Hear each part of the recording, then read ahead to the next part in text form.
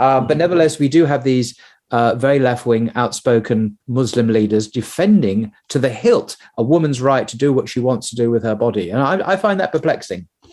Right. Well, I think that there are multiple factors that has resulted in this type of leadership or poor leadership that we have. And of course, 9/11 was one of them that, the U.S.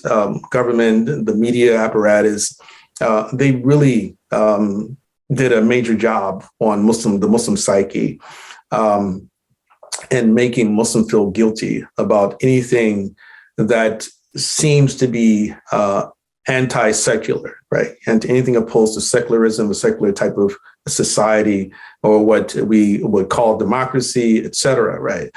And then that's to add on top of the fact that you have many of the people in these leadership positions come from cultures which have been, or the formal colonial sort of subjects of Western countries as well, right? So there's already a sense of a defeatism or a low self-esteem or inferiority complex that exists as well.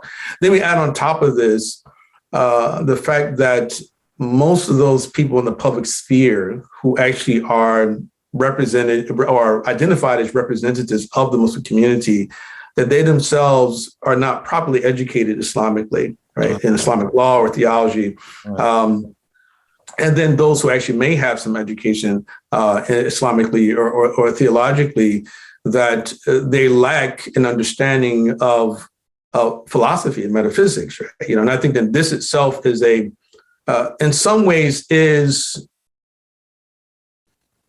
the natural result of Sunnism's difficult relationality and with philosophy, right? And fundamentally what it seems, I would say, has happened is that individuals who are the least prepared and least qualified to be in leadership positions are in leadership positions, right?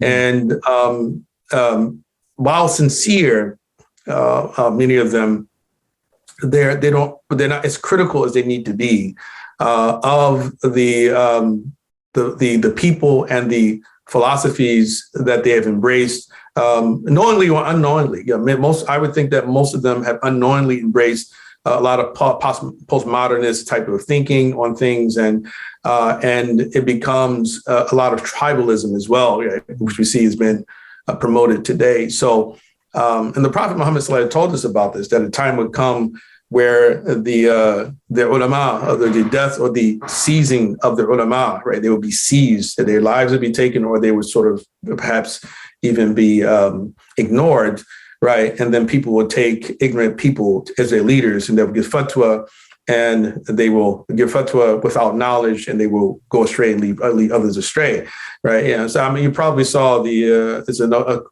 post that I did earlier, or maybe last night, I think it was, where I talked about the easiest way to know someone doesn't know the Sharia, and that usually when you find people saying things like, okay, well, the Sharia has nothing to do with this. The Sharia has nothing to do with the abortion debate, right? And I've seen a number of these people do these type of posts, and that's really what that post originates from, right? And I say, well, no other way to show your ignorance, no better way to show how ignorant you are of the Sharia to make such a claim. The Sharia has something to do with everything. The Sharia has something to say about every act that the human being does, right?